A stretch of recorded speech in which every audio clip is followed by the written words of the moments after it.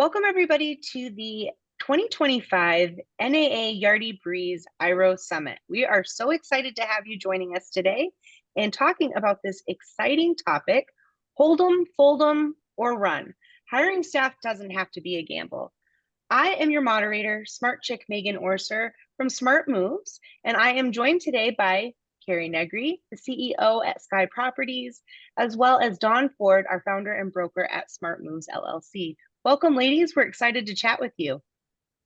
Hi, everybody. Hello. Hello. All right, well, let's get started.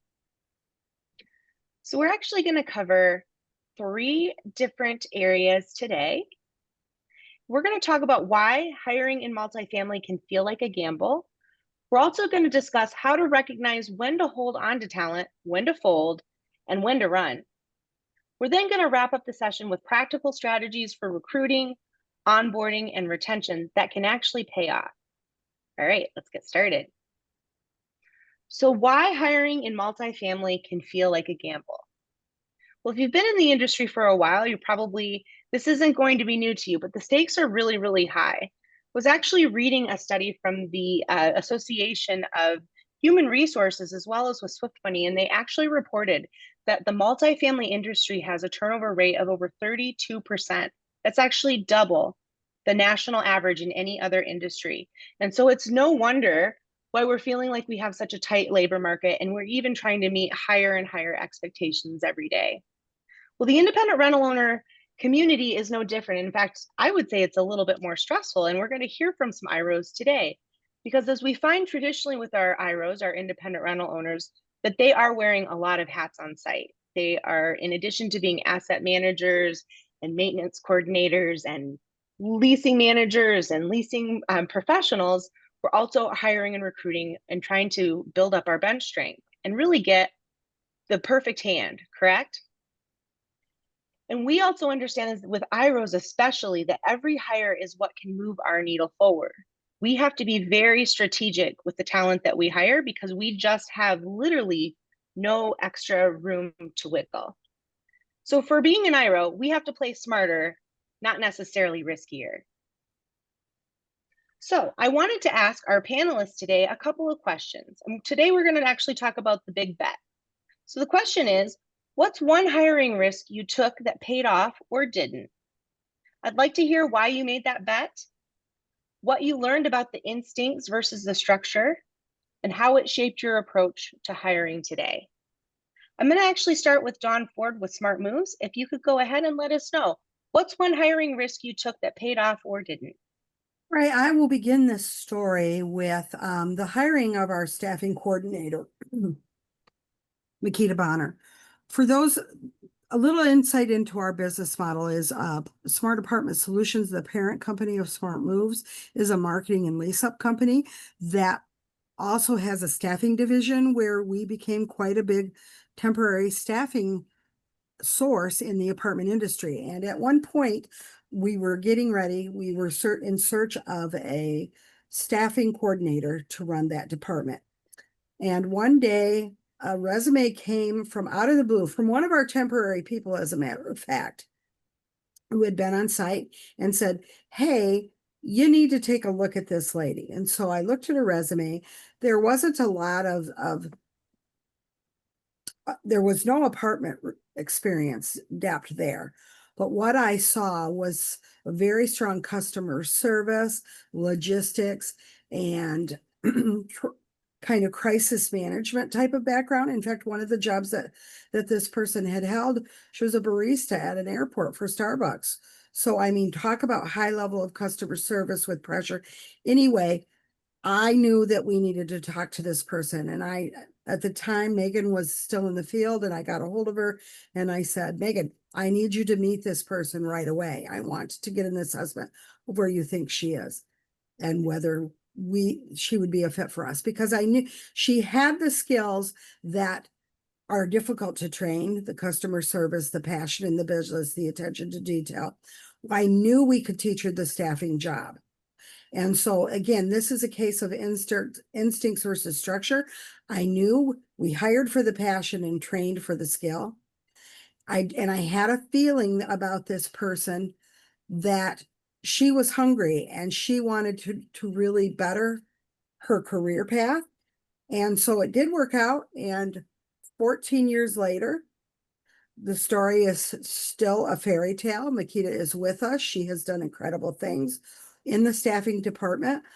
She knows more about recruitment and staffing than anyone would ever care to. But that is just one story that demonstrates hire for the passion, not the skill. Oftentimes, trust your instincts. That's what you need to, but listen to your gut. It plays a very, and I just knew that this person was somebody I could bet on. So I'll turn back to you, Megan. Wonderful. I loved that story of why you made the bet and that you actually rolled the dice and took a little bit of a risk on someone outside of the industry, which I think a lot of our IROs could really recognize that passion that they're in search of. Thank you. All right, I want to turn it over to Carrie and hear your insights on the big bet. What's one hiring risk you took that paid off or didn't?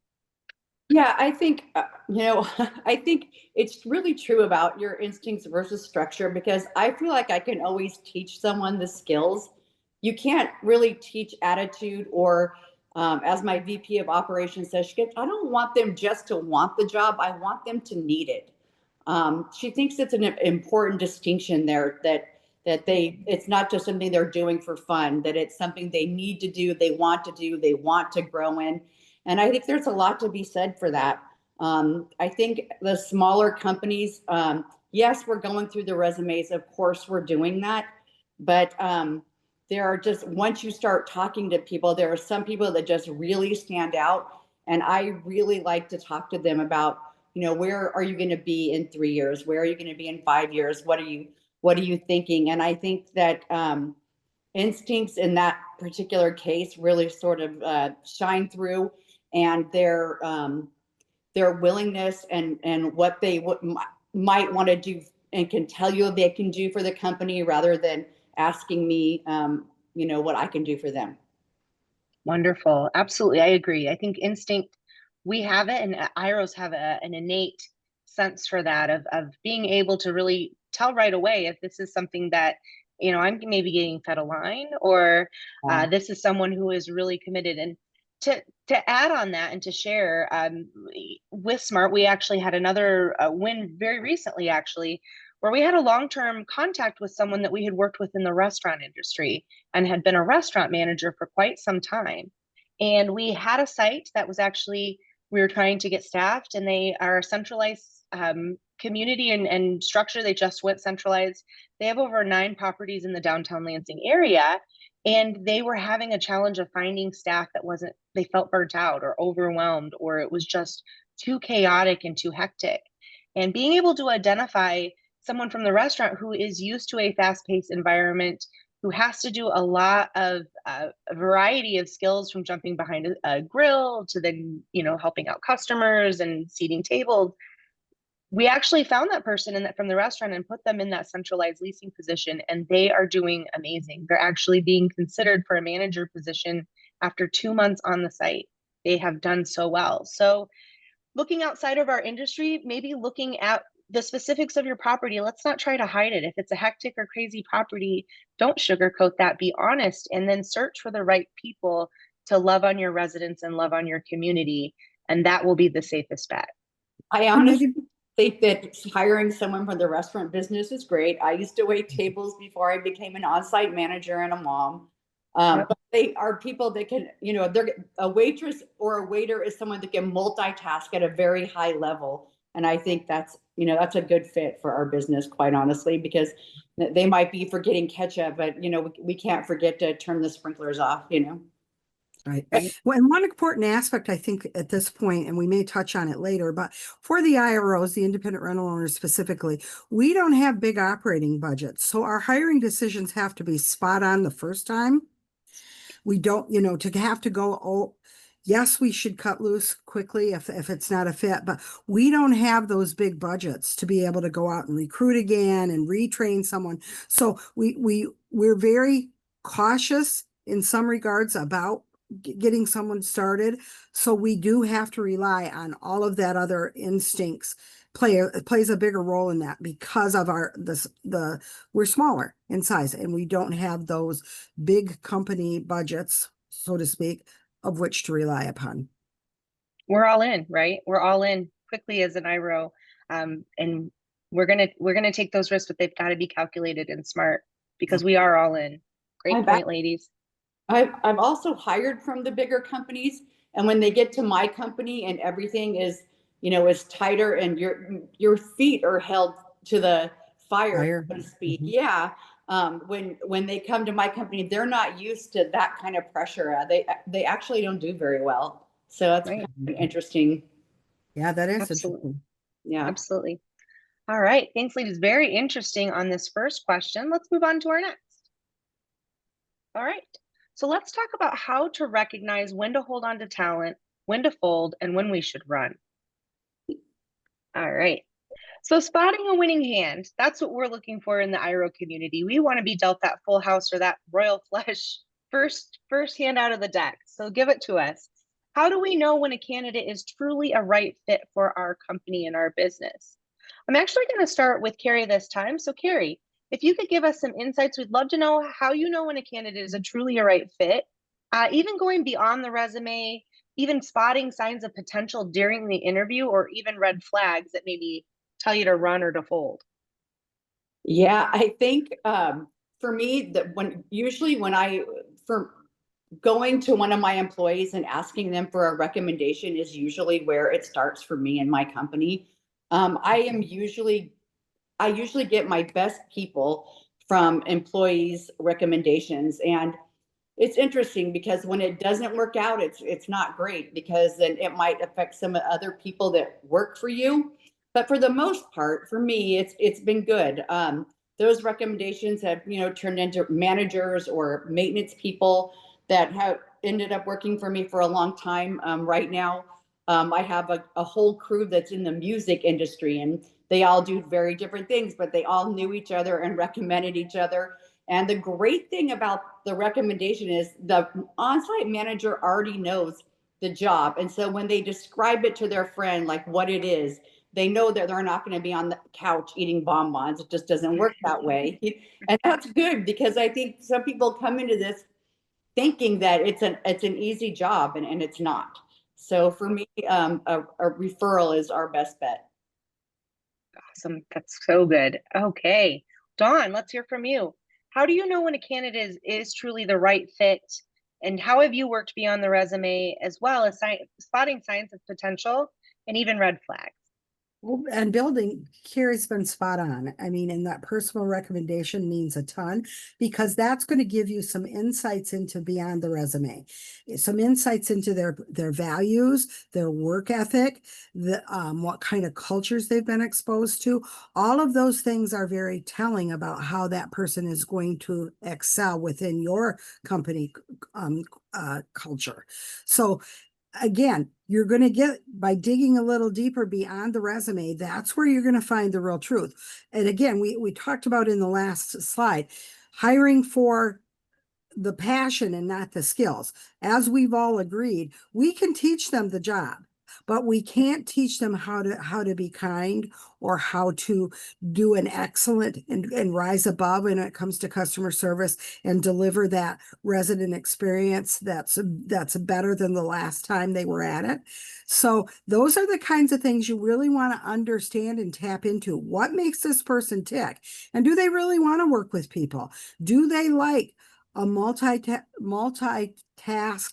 fast-paced environment? If there's a red flag that tells you that no, they don't, this really isn't the industry for everybody, and especially from an independent rental owner, because we work on very tight.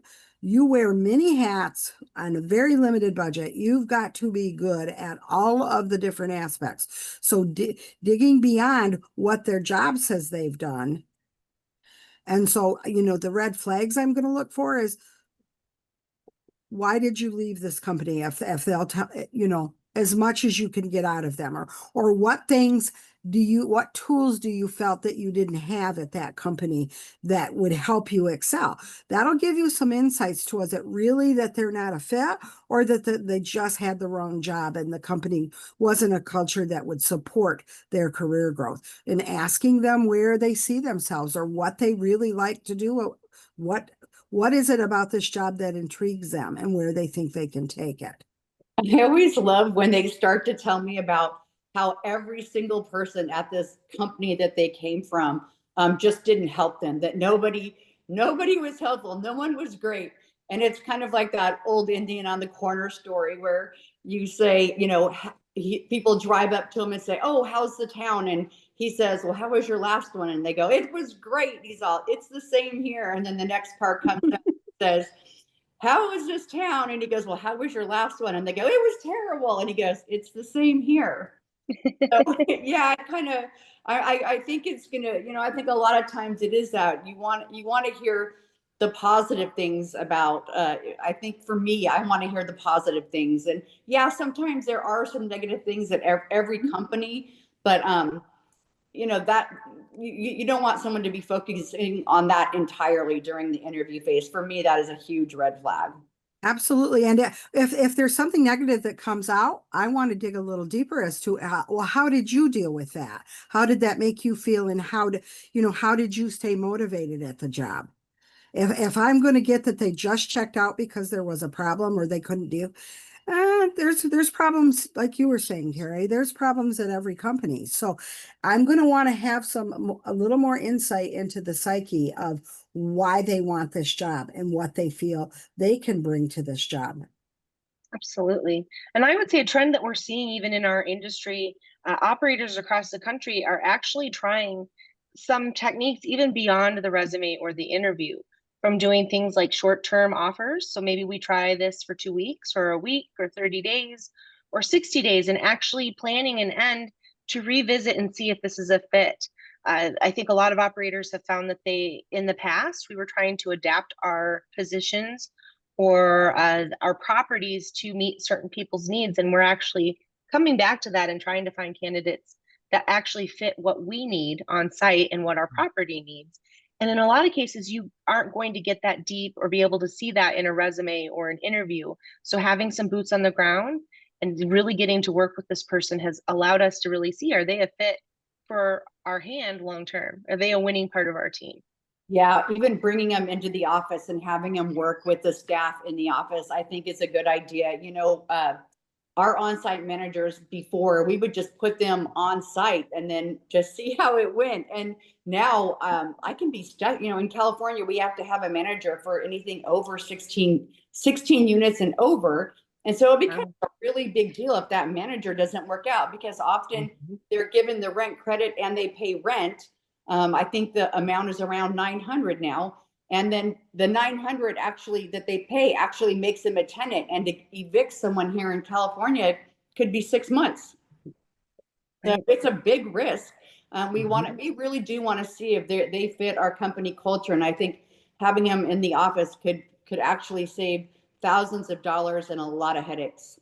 Right.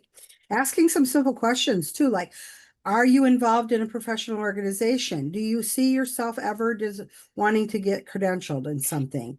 I'm really get a feel of, is this something that's just a job till they go to Europe in 6 months on vacation? Or is this something that they're interested in, providing housing for people and are passionate about? And it's that, 20 years from now, they're still going to be in there fighting the fight. Yeah. Absolutely. I think you hit that too, Dawn, you hit right on there, which is in here. Are they curious? Are they curious to learn more about our industry? Are they curious to learn more about our communities and our neighborhoods and our residents? And if they are curious, then that's probably when it's time to place our bet. All right.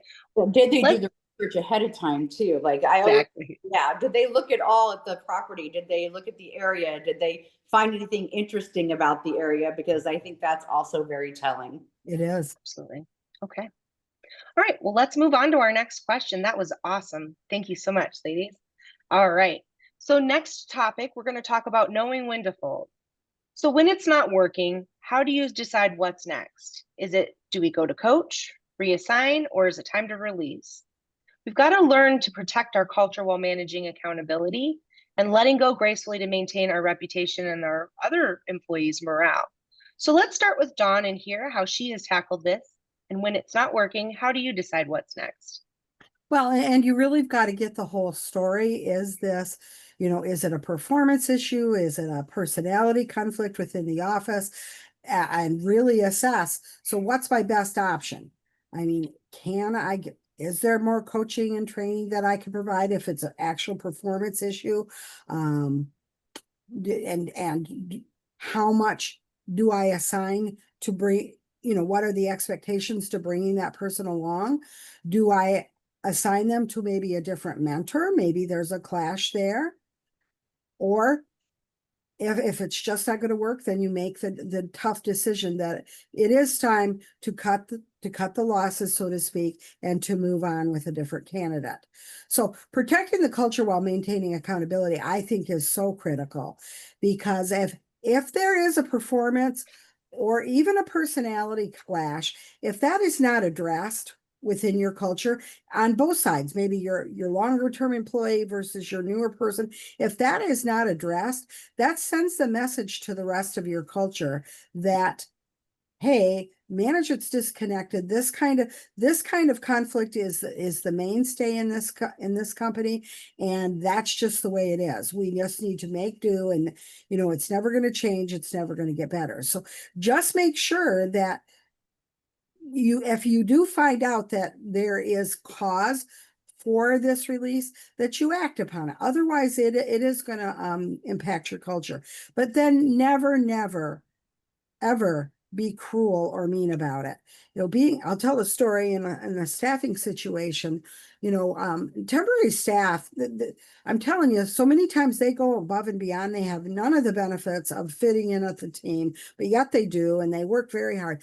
We had a client who just this person was so ungraceful when it came to this person. I don't know what he did. She told me, but it was a minor infraction. Maybe he wore his ball cap and to an apartment. I don't remember, but it was a minor infraction. And she wanted him kicked off her site then and there. And I'm like, our policy is we let them work till the end of the day and then we release them. So end resolve is I got that person off the site because things went real ugly. Why it was so important that he be humiliated and escorted off that site right then and there. Megan, you probably remember this. We complied, but I also let that client go because they said, we do not work like that. And I told the staffer, I'm wanting to hear your side of the story, but know that I want you to leave. Please leave gracefully and everything intact. And I will pay you for the rest of this day because I do not believe you're being asked to go with cause. If I find out after my investigation different, I owe you a conversation. But it is never worth taking someone's humility and disgracing them over some sort of infraction. I mean, unless it's something huge and major and you need security to escort them off, but you can still do so with some grace. Great point, Dawn. And yes, that was a tricky hand that you were definitely dealt. All right, I want to hear from Carrie. Yeah. How about you tell us? Will you tell us your story? Yeah. So, I like to start with the counseling. And our HR department lays out that they have to be written up 3 times before I can terminate. And honestly, if I've written them up 3 times or my company has, or what have you, honestly, I don't feel bad about it because that means that, you're giving it the old college try, so to speak. But in that first counseling, you want to ask them, what do you think is going wrong and what do you think is going right? This is what we think is going wrong and what we think is going right. But you sometimes get some pretty interesting answers. I've actually extended an employee's time with my company longer. If they say something that triggers me and goes, I've seen that too. Maybe I should look into that. So you want to keep an open mind when talking to people. Again, our companies are not perfect, and the employees are not perfect. And sometimes you can learn from them, even if you do decide to let them go. That exit interview is important too, because Yeah. They're obviously going to be very honest or very, malicious. It just depends on the person, but you want to hear from them. Yes. Yeah. And I've always Absolutely. told Megan, when it comes to having to release somebody, that should never, ever be a surprise to that person. You need to be Exactly. clear and concise as you're doing those counseling and coachings that if it's performance or whatever, your job could be in jeopardy. So you need to take this seriously. I'm here to help you so that you can meet these expectations. Our goal is to have this long term, but in no way, shape, or form can you sugarcoat this, that the issue isn't serious. Yeah, I learned that very early in my career, that if I was super honest with people, because I used to be so afraid to fire people, that I would be so careful what I said. But once I learned to be super honest with them, I didn't feel bad anymore, because I gave them every chance to do what was right. And then at the end, I was like, I can't do anything more for you. You have to do something for yourself. So Absolutely. And So hopefully they can grow from it and move on to fulfilling something that is a passion of theirs. yeah. But you've given this every chance, and we're all business people, and it's, I've got to cut my investment at some point if I'm not seeing the return I expected. we got some fantastic advice then. So when it's time, so coaching, I agree, coaching, counseling, in some cases reassigning, but not, and using that feedback and understanding that feedback is the gift, right? And that as you guys have told us, it's it should a termination should never come as a surprise, because we're giving that continual feedback. And sometimes it's time to fold, and that the no hard feelings. Great combo. Okay, let's move on. I know we've got just a little bit of time left, so let's talk about some practical strategies as we get to wrap up for recruiting, onboarding, and retention that actually have paid off for you. Okay, I want to start with Kiri this time, and let's talk about stacking the deck. What are some creative recruiting and retention strategies that are paying off for you? Yeah. So, one of the things that I like to do once I get a referral from someone, and I feel like it's going to be a good fit, is I like to go through and give them situations. I mean, we have all kinds of situations in our business. I like to either make some up or have a list of ones that happened already in our company, and just ask that person, what would you do? And I will tell you that I hire basically based on those questions. How they answer is everything. What would you do?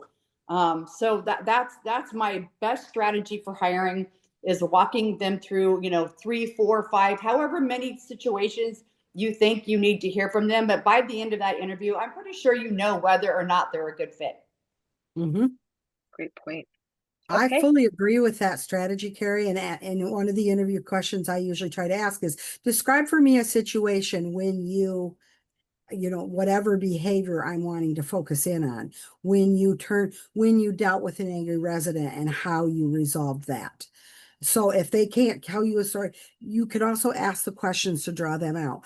But we've had this conversation with clients a lot these days. Creative recruiting.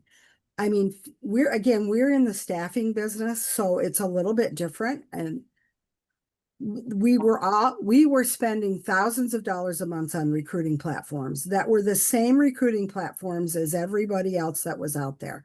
So we were basically getting the same regurgitated resumes over and over and over. We changed our recruiting techniques entirely. And in fact, I went back to basics, and I'm trying to get the staff to do the same thing. Way back when I started the business in 2008, and then prior to my property management career, we went to the unemployment bank. Every state has an unemployment bank. If they're collecting benefits, they have to have a resume or something, and look at some of these other industries when they've been laid off for something, or and then start recruiting off of that. When we first started, that 100% of our staff was recruited off the Michigan Unemployment Bank. I would call them saying, because we needed them to start work like in a day or 2 days. And we would find almost all of our people that way. And we had an 82% higher rate from our clients. So that told me something about the people we were getting there. They understood work ethic. They understood what it took to hold a regular job and show up every day, and all of those basic things that nobody really wants to talk about today. It worked out really well for us. So don't be thinking out of the box when it comes to how you're going to find your talent today. Megan can tell you, we will often be at dinner and I will hand a server my business card and say, if you're ever looking for work, give me a call. I cannot tell you how many people I have hired from just getting such great service, or someone recalculating my bill and going, hold on, that doesn't sound right. And someone reaching across the counter and going, wait a second, let me look at her bill. That doesn't sound right. And like recalculating, like handed that person a card. That person ended up being my assistant for a decade before she moved to a different state. But as a small company, I think that if someone gives you good service, 100%, Dawn, hand them your card, because you just never know when that might come back. I can't tell you how many people I've gotten that way.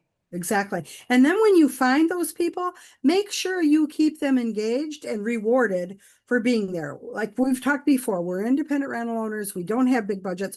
That doesn't mean we can't create an environment that they love, that they feel like they're being valued, and that there's a growth pattern. I mean, at Smart Apartment Solutions, we had how many of our people in the office that we elevated up to NAA Excel winners. They won national awards for their job.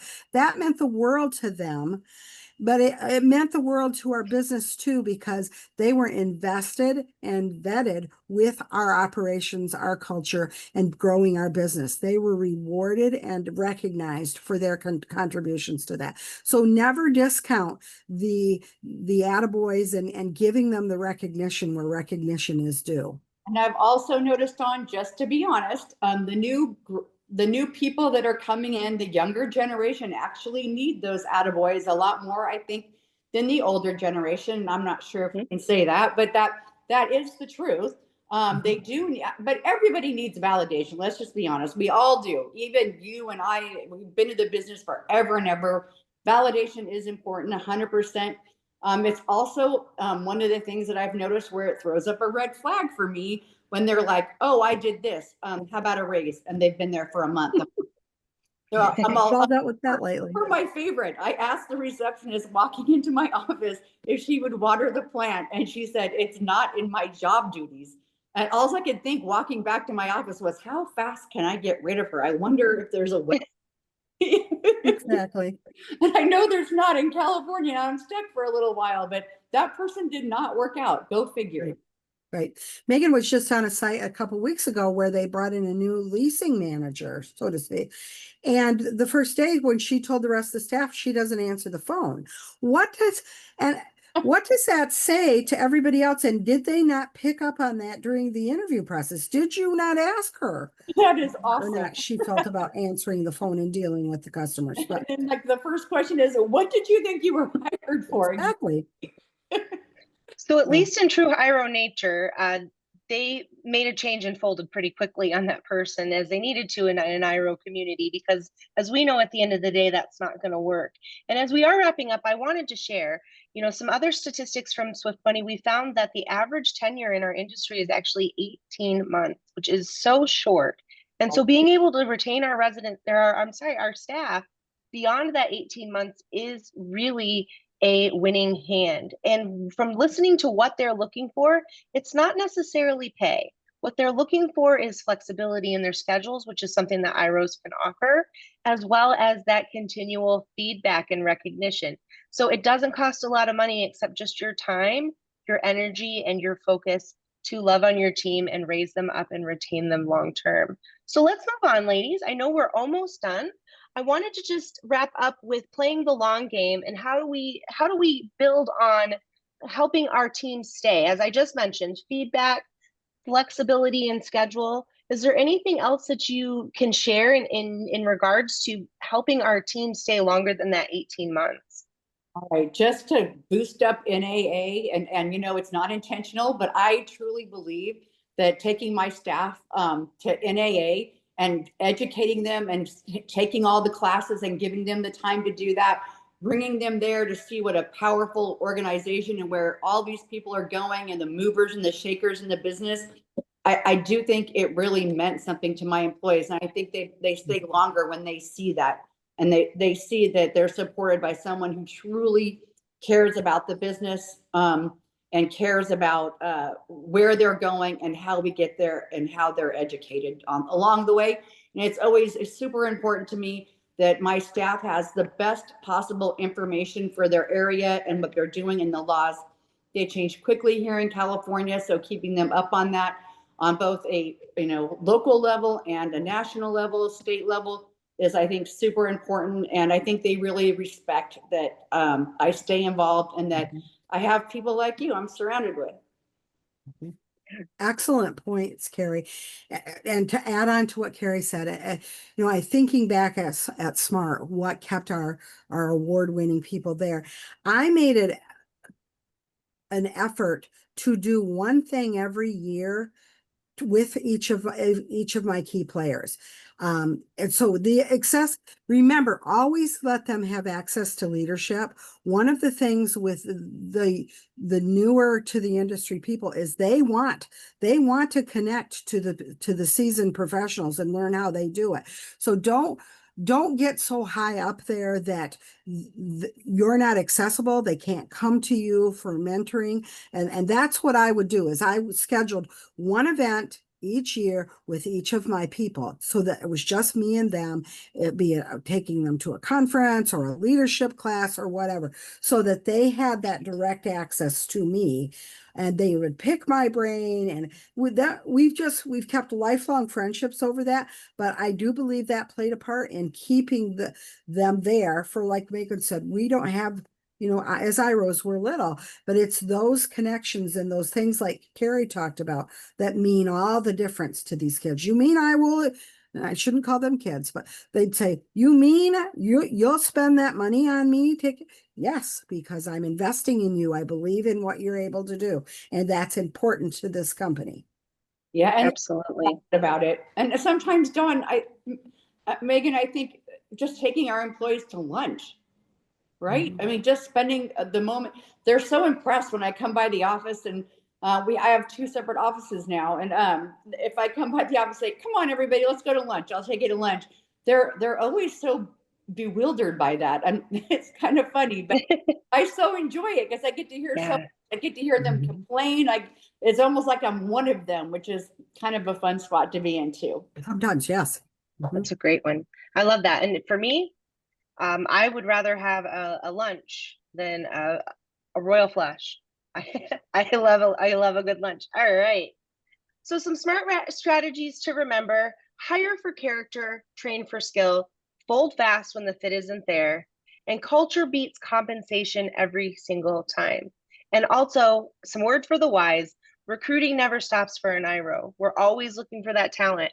As Carrie and Don mentioned, they're handing out their business cards when they're seeing good service, or they're getting good service, or they're witnessing a skill that would be a good fit for our industry. So never, ever stop recruiting, and you can keep building that winning hand. I want to thank everybody for joining us today. I want to give a special thank you to our panelists, Dawn Ford and Carrie Negri. Thank you so much for participating, and we hope everybody enjoys their time at the IRO Summit. Thanks for watching.